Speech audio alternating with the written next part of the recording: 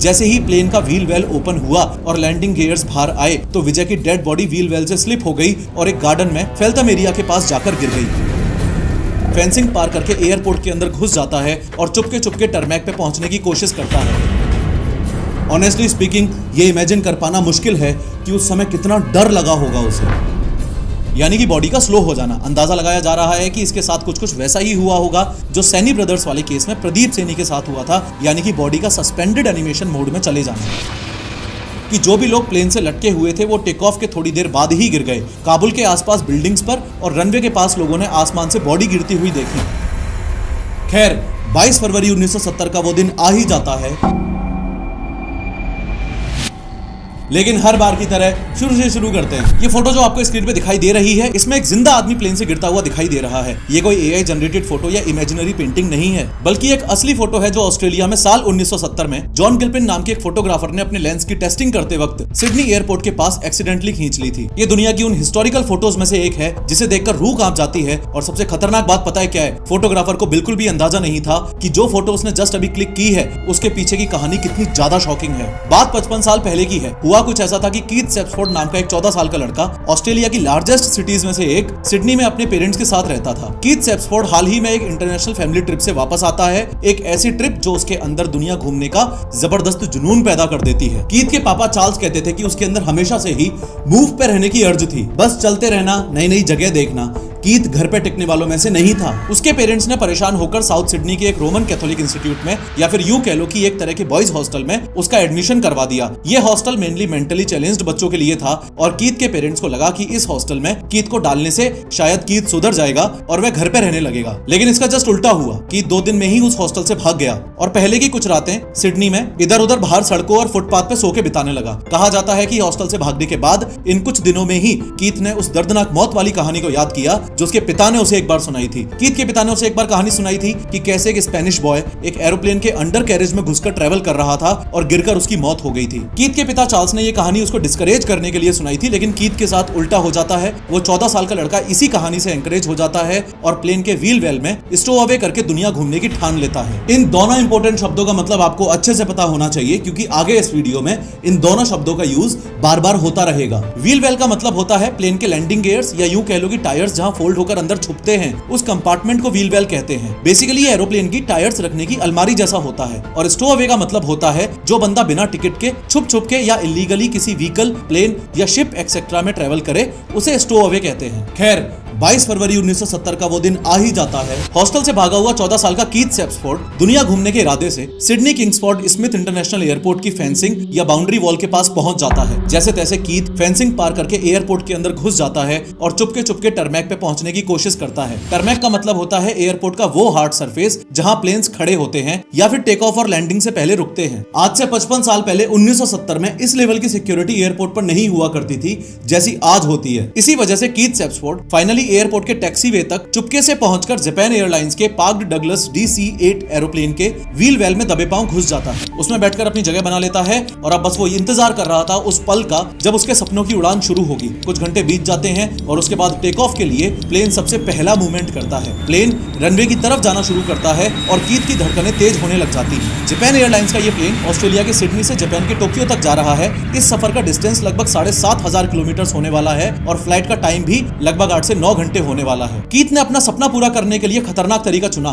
इसी तरह काफी लोग अपने टेढ़े मेढ़े दांतों को सीधा करने के लिए पेनफुल ब्रेसेस लगवाने जैसा खतरनाक तरीका चुन लेते हैं, जबकि उन्हें चुनना चाहिए एक स्मार्ट सॉल्यूशन जो कि है टूथसी के कंफर्टेबल इनविजिबल अलाइनर्स, जो बिना दर्द और बिना दिक्कत के स्माइल को परफेक्ट बनाते हैं। टूथसी बाय मेको के इनविजिबल अलाइनर्स से लोग बिना किसी डर के अपने दांत अलाइन करवा रहे हैं। टूथसी टीथ अलाइनर्स आपके टेढ़े मेढ़े दांतों को सीधा और दांतों के बीच के गैप्स को बंद कर देते हैं बस 6 से 12 महीनों में, जिसका मतलब ये मेटल तार वाले ब्रेसेस से काफी फास्ट हैं। ब्रेसेस वाले ट्रीटमेंट के दौरान आपको कई तरह के फूड रिस्ट्रिक्शंस रखने पड़ते हैं। इनफैक्ट इन ब्रेसेस में खाना भी फंस जाता है, जिसकी वजह से कैविटीज जैसी प्रॉब्लम फ्री में ही मिल जाती है। इसी प्रॉब्लम का एक इनविजिबल और कंफर्टेबल सॉल्यूशन है टूथसी बाय मेको के टीथ अलाइनर्स। इन अलाइनर्स की सबसे बेस्ट बात यह है कि ये कंप्लीटली इनविजिबल है, यानी कि आपने इन्हें पहना भी होगा और किसी को पता भी नहीं चलेगा। इसके अलावा ये इस तरह से इजीली रिमूव भी किए जा सकते हैं ताकि आप अपने दांतों को प्रॉपर्ली साफ कर सको और ओरल हाइजीन को भी बिना किसी परेशानी के मेंटेन कर सको। अलाइनर्स बनवाने का प्रोसेस भी एकदम सिंपल है। आपको बस टुत्सी की वेबसाइट पर एक 3D टीथ स्कैन बुक करना है और उनके एक्सपर्ट्स घर आकर स्कैन करते हैं, या फिर आप अपने नजदीकी क्लिनिक सेंटर भी विजिट कर सकते हो। उसके बाद ऑर्थोडोंटिस्ट द्वारा आपको एक स्माइल प्लान भेजा जाता है। जैसे ही आप प्लान अप्रूव करते हो तो कुछ ही दिनों में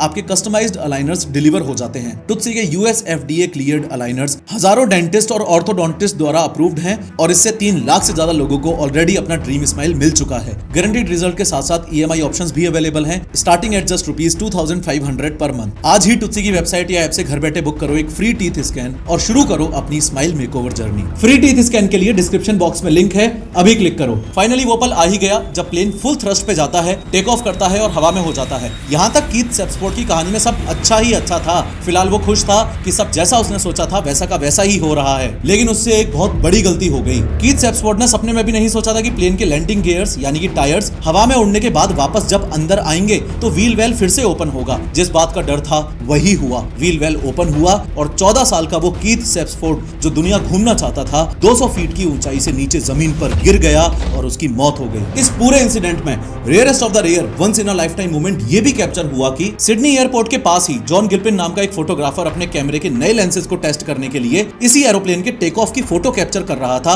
और कुछ इस तरीके से ये हिस्टोरिकल फोटो कैप्चर हुई जिसमें प्लेन तो टेक ऑफ करता हुआ आ गया पर बेचारा 14 साल का कीथ सेप्सफोर्ड भी प्लेन से गिरता हुआ कैप्चर हो गया। ये कोई साधारण फोटो नहीं है। आप ठहर के इस फोटो को अच्छे से देखोगे तो आपको भी ये एहसास होगा कि सबसे बुरी बात ये थी कि उस बेचारे बच्चे के पास गिरते वक्त इतना टाइम था कि उसे अपनी गलती और बदकिस्मती का एहसास हो रहा हो। ऑनेस्टली स्पीकिंग ये इमेजिन कर पाना मुश्किल है कि उस समय कितना डर लगा होगा उसे। इमेजिन कर पाना तो ये भी मुश्किल है कि इस फोटो को देखने के बाद कीथ के पेरेंट्स पे क्या बीती होगी जब आपका जवान लड़का ऑलरेडी स्ट्रगल से गुजर रहा हो और आप उसे लाइफ में ट्रैक पर लाने के लिए बहुत कोशिश कर रहे हो। तब ऐसा सीन देखना कितना ज्यादा हार्ट ब्रेकिंग होगा। व्हील वेल में घुसने की वजह से कीथ के साथ जो हुआ उस इंसिडेंट ने हमें इस सवाल पर लाकर खड़ा कर दिया है कि अभी कुछ दिन पहले काबुल से दिल्ली आने वाली फ्लाइट में एक 13 साल का लड़का भी तो व्हील वेल में घुस के आसानी से जिंदा दिल्ली पहुंच गया। तो फिर ऐसा कैसे हो सकता है कि कीथ तो व्हील वेल से गिर गया लेकिन ये 13 साल का लड़का व्हील वेल में पूरे 1.5 घंटे से ज्यादा की इंटरनेशनल फ्लाइट सेफली ट्रेवल करके इंडिया आ पाया? इस सवाल का डिटेल में जवाब आगे दूंगा मैं इसी वीडियो में, लेकिन फिलहाल ये समझो कि टेक्नीशियंस ये मानते हैं कि अगर कीथ सेप्सफोर्ड उस दिन गिर के ना मरता तो भी बहुत ना के बराबर चांसेस हैं कि फ्लाइट के जापान पहुंचने तक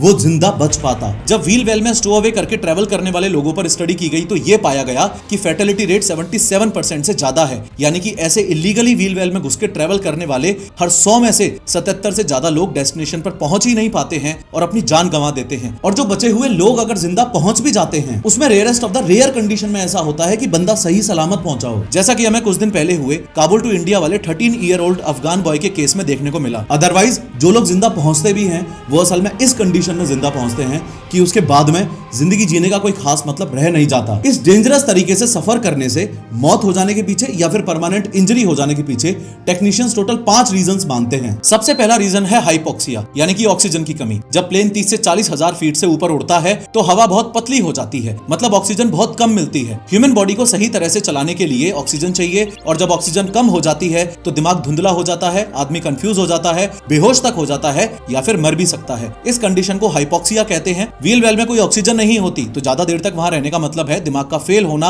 और मौत के बहुत करीब आ जाना, इसलिए व्हील वेल में ट्रेवल करना ऑलमोस्ट सुसाइडल ही होता है। दूसरा रीजन है हाइपोथर्मिया, यानी कि सोच भी नहीं सकते ऐसी सर्दी। जब प्लेन इतनी ज्यादा हाइट पकड़ लेता है तो व्हील वेल में टेम्परेचर -40 डिग्री सेल्सियस से -60 डिग्री सेल्सियस तक गिर जाता है, यानी कि इतना ठंडा कि आदमी का बॉडी टेम्परेचर बहुत जल्दी डाउन हो जाता है। जब बॉडी अपना नॉर्मल टेम्परेचर मेंटेन नहीं कर पाती तो ऑर्गन्स फेल होने लगते हैं, ब्लड फ्लो रुकता है और आदमी के जिंदा बचे रहने के चांसेस नहीं होते। कोल्ड की वजह से फ्रॉस्ट बाइट भी होता है जिसमें इंसान के हाथ पैर का हिस्सा ऐसा हो जाता है जैसे सड़ गल गया हो। ऐसे एक्सट्रीम कोल्ड में सर्वाइव करना किसी मिरेकल से कम नहीं है। तीसरा रीजन तो वही है जो हमने कीथ के केस में देखा, लैंडिंग गियर्स खुलते या बंद होते वक्त प्लेन से गिर जाने के पूरे चांसेस। टेक्नीशियंस कहते हैं कि इस समय अगर कीथ बच भी जाता तो चांसेस है कि लैंडिंग करते वक्त जब लैंडिंग गियर और व्हील वेल फिर से ओपन होते तब भी कीथ प्लेन से गिर सकता था। चौथा इंपॉर्टेंट रीजन है परमानेंट हियरिंग डैमेज। प्लेन के इंजन्स के पास नॉइज लेवल बहुत ज्यादा होता है, 140 डेसिबल तक, जो कि रॉकेट लॉन्च के बराबर लाउड होता है। अगर आदमी लंबे समय तक बिल्कुल एक्सपोज्ड हो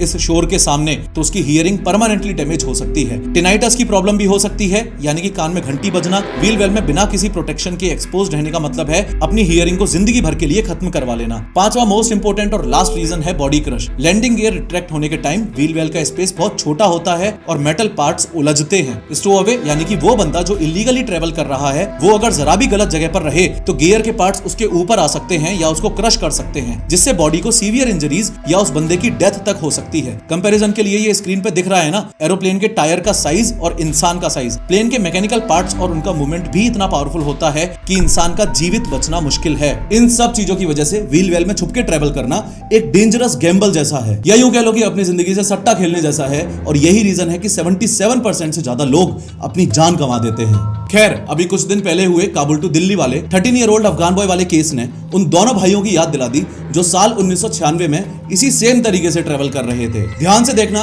उन दोनों भाइयों के साथ क्या क्या हुआ। बात 29 साल पहले 1996 के अक्टूबर महीने की है। पंजाब के एक छोटे से गांव में एक किसान परिवार से बिलोंग करने वाले प्रदीप सैनी और विजय सैनी नाम के दो भाई रहते थे। प्रदीप सैनी 23 साल का था और उसका छोटा भाई विजय सैनी 19 साल का था। ये दोनों ही भाई कार मैकेनिक का काम किया करते थे। 90s का दौर था और उस समय पंजाब में मिलिटेंसी या यूं कह लो कि उग्रवाद खत्म होने की कगार पे था। इन दोनों भाइयों को डर था कि पुलिस इनको इस बात के लिए पकड़ लेगी कि इन पे इल्जाम था कि ये खालिस्तान सेपरेटिस्ट मूवमेंट से जुड़े हुए हैं। लंदन के साउथ हॉल में रहने वाले इनके जो रिलेटिव्स थे पंजाबी कम्युनिटी के, वो काफी सक्सेसफुल थे। तो इनको ये एहसास तो हो चुका था कि अगर ये लोग भी वहां चले जाएं तो इनकी लाइफ भी बेटर हो जाएगी। पैसा, जॉब, फैमिली एक्सेट्रा हर पर्सपेक्टिव से सब अच्छा ही अच्छा होगा। लेकिन इन लोगों को वीजा नहीं मिला क्योंकि पैसे कम थे। तो ये दिल्ली पहुंच गए। फिर दिल्ली में ये लोग एक एजेंट से मिले जिसको इन दोनों भाइयों ने 150 पाउंड दिए। तब के रेट के हिसाब से लगभग 10,000 रुपए मान लो। अब इस एरोप्लेन के स्ट्रक्चर को समझो। ये है प्लेन के आगे वाले पहिए का व्हील वेल और ये है बैगेज कंपार्टमेंट। तो एजेंट ने दोनों भाइयों को बोला कि व्हील वेल से बैगेज कंपार्टमेंट तक एक रास्ता जाता है,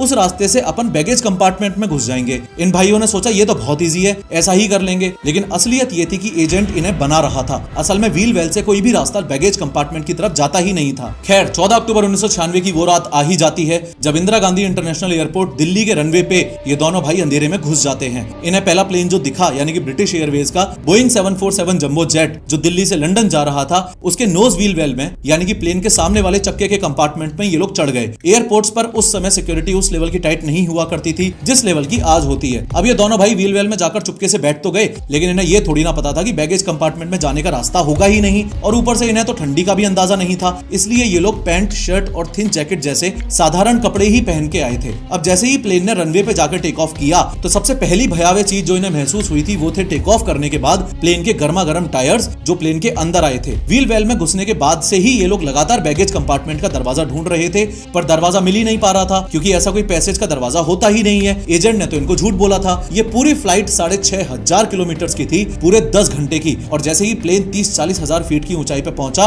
तो इन दोनों भाइयों की घिग्गी बंद गई। इन्हें ऐसा फील हो रहा था जैसे आर्कटिक में आ गए हो। टेम्परेचर -60 डिग्री सेल्सियस तक गिर चुका था। प्लेन के एक हाइट पे पहुंचने के बाद व्हील वेल दुनिया की सबसे खतरनाक जगहों में से एक बन जाता है। वहां प्रेशर, टेम्परेचर या ऑक्सीजन मेंटेन करने की सुविधा थोड़ी ना होती है। जैसे जैसे प्लेन हाइट पे जाने लगा तो टेक ऑफ के कुछ मिनट बाद ही ऑक्सीजन की कमी की वजह से यानी कि हाइपोक्सिया की वजह से पहले बड़ा भाई प्रदीप बेहोश हो गया। विजय भी स्ट्रगल कर रहा था लेकिन उसकी भी एक्सट्रीमली लो टेम्परेचर यानी कि हाइपोथर्मिया से बॉडी फ्रीज हो गई। थोड़ी सी ग्रिप बनी हुई थी तो दोनों का पूरा सफर कट गया। दोनों अलग अलग कॉर्नर्स में पड़े हुए थे। अब ये सफर खत्म होने को है। पायलट्स ने लैंडिंग का अनाउंसमेंट कर दिया है और प्लेन अब लंदन में लैंड करने के लिए अपनी हाइट कम कर रहा है। इस समय तक प्रदीप और विजय की कंडीशन ये हो चुकी थी कि विजय तो हाइपोथर्मिया की वजह से ऑलरेडी मर चुका था, बस उसकी डेड बॉडी व्हील वेल के कोने में पड़ी हुई थी। लेकिन प्रदीप की किस्मत अच्छी रही कि प्रदीप की बॉडी सस्पेंडेड एनिमेशन मोड में चली गई। सस्पेंडेड एनिमेशन मोड का मतलब सिंपल शब्दों में यह है कि बॉडी टेम्परेरीली पॉज मोड में चली जाती है। ह्यूमन बॉडी की इस स्टेट में हार्ट बीट बहुत स्लो हो जाती है,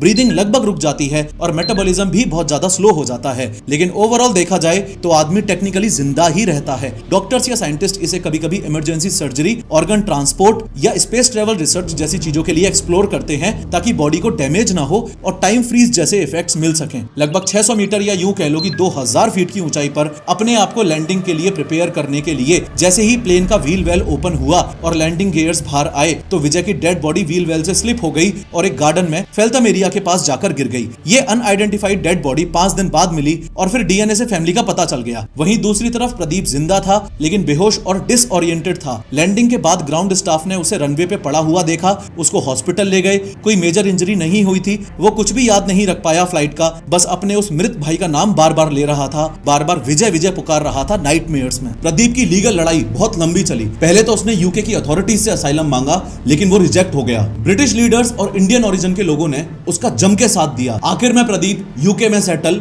हो ही गया। फिलहाल प्रदीप लंदन में रहता है और आयरॉनिक बात यह है कि उसी एयरपोर्ट पर काम करता है जिस एयरपोर्ट पर उसकी फ्लाइट लैंड करी थी। प्रदीप के छोटे भाई विजय की बॉडी को वापस इंडिया लाया गया। प्रदीप 6 सालों तक डिप्रेशन में रहा और कहता है कि अगर दोनों मर जाते या दोनों ही जिंदा रहते तो ही ठीक था, लेकिन एक ही रह गया, ये गलत हुआ। 13 ईयर ओल्ड अफगान बॉय अभी कुछ दिन पहले जिस काबुल एयरपोर्ट से दिल्ली एयरपोर्ट पे आया है, उसी काबुल एयरपोर्ट पे 4 साल पहले एक ऐसा हादसा हुआ था जो आई एम श्योर आप लोगों में से बहुतों को अच्छे से याद होगा। 15 अगस्त 2021 को तालिबान ने अफगानिस्तान पे कब्जा कर लिया था। जैसे ही अफगानिस्तान की कैपिटल काबुल तालिबान के कब्जे में आई तो हजारों अफगान्स को लगा कि अगर वो तुरंत देश छोड़ के नहीं भागे तो उनकी जिंदगी खतरे में आ जाएगी, स्पेशली उन लोगों की जिंदगी जो यूएस फोर्सेस के साथ काम कर चुके थे। काबुल एयरपोर्ट पे रातों रात भीड़ जमा हो गई। हजारों लोग कैसे भी करके देश छोड़ने की फिराक में थे कि कोई भी इंटरनेशनल फ्लाइट मिले और कैसे भी करके देश छोड़ दें। जैसे ही सुबह हुई तो अगले दिन यानी कि 16 अगस्त 2021 को यूएस एयरफोर्स का C-17 Globemaster 3 military cargo plane runway पर था और टेक ऑफ करने के लिए आगे बढ़ रहा था। इन रियल फुटेजेस में आप देख सकते हो कि सैकड़ों लोग रनवे पर प्लेन के साथ साथ भाग रहे हैं। कुछ लोगों ने लैंडिंग गियर के टायर्स और फ्यूजलेज के ढक्कन को पकड़ लिया ताकि ऊपर तक चढ़ जाएं। इस इंसिडेंट की जो वीडियोस उस समय सोशल मीडिया पे वायरल हुई थी,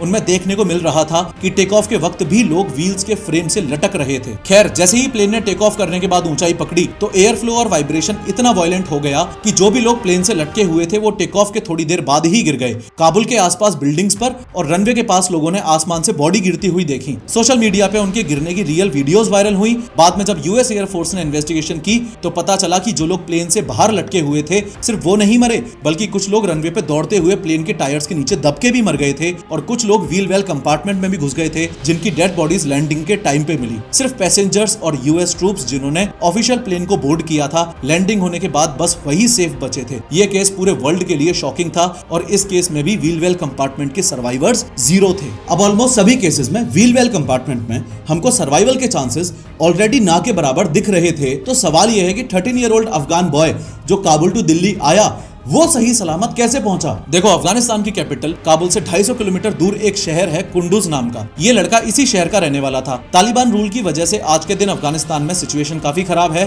कोई नौकरियां नहीं, गरीबी एक्सेट्रा। और जब देश की ऐसी कंडीशन होती है ना तो जवान लोग बहुत डेस्परेट होते हैं, कैसे भी देश छोड़ के भाग जाऊं और बेटर लाइफ मिले कहीं और। संडे को अर्ली मॉर्निंग में ये लड़का काबुल के हमिद करजाई इंटरनेशनल एयरपोर्ट पे पहुंचता है। सिक्योरिटी को चकमा देते हुए कुर्ता पजामा में पैसेंजर्स की भीड़ के पीछे पीछे छुप के चलता हुआ ये लड़का पहले तो टरमैक पे पहुंचता है और फिर व्हील वेल में घुस जाता है। उसके पास कोई सामान नहीं था, ये बस ऐसे ही आउट ऑफ क्यूरियोसिटी अफगानिस्तान से भाग के ईरान जाना चाहता था घूमने, इसलिए व्हील वेल कंपार्टमेंट में घुस गया। लगेज के नाम पे उसके पास बस एक लाल कलर का स्पीकर था और कुछ भी नहीं। यहाँ नोट करना कि ये बंदा काबुल से दिल्ली आने वाली फ्लाइट एयरबस A340 प्लेन के पीछे वाले व्हील वेल में घुसा था। प्लेन ने सुबह 8:46 पे काबुल अफगानिस्तान से टेक ऑफ किया। 1000 किलोमीटर का डिस्टेंस था और सिर्फ 94 मिनट्स की फ्लाइट थी। लगभग 1.5 घंटे बाद प्लेन दिल्ली के इंदिरा गांधी इंटरनेशनल एयरपोर्ट पे लैंड हुआ। सेफ लैंडिंग होने के बाद लड़का बाहर निकला और टरमैक पे यानी कि हार्ड सरफेस पे जहां प्लेन खड़े होते हैं वहां इधर उधर भटकने लगा। जैसे ही स्टाफ ने इस लड़के को देखा तो वो शॉक हो गए और इंडिया में एयरपोर्ट्स की सिक्योरिटी का ध्यान रखने वाली central industrial security force CISF के हवाले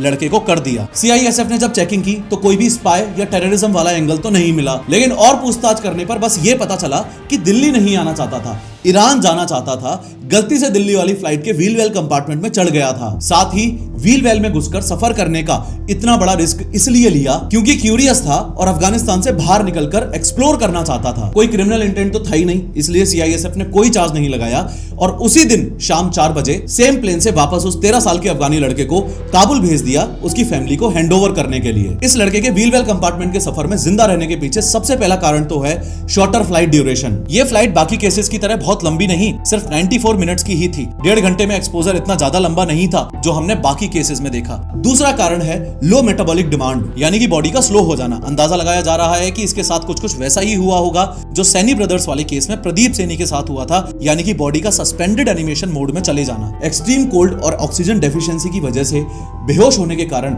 उसकी बॉडी कंजर्व मोड में चली गई हो, इसलिए ऑक्सीजन की डिमांड काफी कम पड़ गई। तीसरा कारण है व्हील वेल कंपार्टमेंट की ज्योमेट्री या फिर पार्शियल शील्डिंग। प्लेन के व्हील वेल में एक बड़ा खोखला बॉक्स समझो जहां टायर ऊपर फोल्ड होते हैं। उस बॉक्स के अंदर कुछ जगह ऐसी होती बनती हैं जो थोड़ी कवर या शील्डेड होती हैं, जैसे कोने, पाइप के पीछे वाली जगह या टायर के साइड का गैप एक्सेट्रा। यहाँ दो चीजों ने शायद उस 13-year-old अफगान लड़के की हेल्प की हो। सबसे पहला ये कि जब प्लेन टेक ऑफ करता है तो इनमें गर्म ऑयल होता है और टायर्स भी थोड़े गर्म होते हैं, तो शॉर्ट फ्लाइट ड्यूरेशंस में थोड़ी देर तक ये गर्माहट दे देते हैं। दूसरी चीज जिसने इस लड़के की हेल्प की वो है शेप ऑफ स्पेस, यानी कि अंदर कुछ कॉर्नर्स ऐसे होते हैं जहां हवा का डायरेक्ट ज्यादा फ्लो नहीं आता, इसलिए थोड़ा सा बचाव हो सकता है। इसका मतलब अगर कोई बंदा अंदर ही खोपचा ढूंढ के चिपक के बैठ गया हो तो वो भी कभी कभी इन गर्म पाइप या टायर के पास लग के थोड़ी हीट और हवा का प्रोटेक्शन ले सकता है। ये व्हील वेल कंपार्टमेंट की ज्योमेट्री वाला डिफरेंस काफी इंपॉर्टेंट है और इससे आपके उस सवाल का जवाब भी मिल सकता है कि कीथ सेप्सफोर्ड के केस में तो टेक ऑफ करने के बाद प्लेन के टायर्स अंदर लेने के लिए व्हील वेल कंपार्टमेंट ओपन हुआ था, जिसकी वजह से वो प्लेन से गिर गया। लेकिन क्या बाकी के केसेस में टेक ऑफ करने के बाद ओपन नहीं हुआ क्या? तो यहाँ इसका सीधा सा जवाब बस इतना सा है कि उस ओल्ड 1970s के प्लेन का टायर रिट्रैक्ट करने का मैकेनिज्म वर्सेस आज के जमाने के प्लेन का, मॉडर्न प्लेन का टायर रिट्रैक्ट करने का मैकेनिज्म, या फिर व्हील वेल कंपार्टमेंट का स्ट्रक्चर अंदर से कैसा है और कैसा नहीं, इसमें काफी डिफरेंस होता है। साथ ही इस बात से भी फर्क पड़ता है कि जो स्टो अवे है, यानी कि जो बंदा अंदर व्हील वेल में छुपा बैठा है, उसकी व्हील वेल के अंदर पोजीशन एग्जैक्टली क्या है। इसके अलावा जो मोस्ट इंपोर्टेंट रीजन है जिसकी वजह से ये 13 साल का अफगान लड़का बच पाया वो है लक। सबसे बड़ा फैक्टर असल में सिर्फ लक ही था कि वो बंदा अच्छे से सेफली ट्रेवल कर पाया।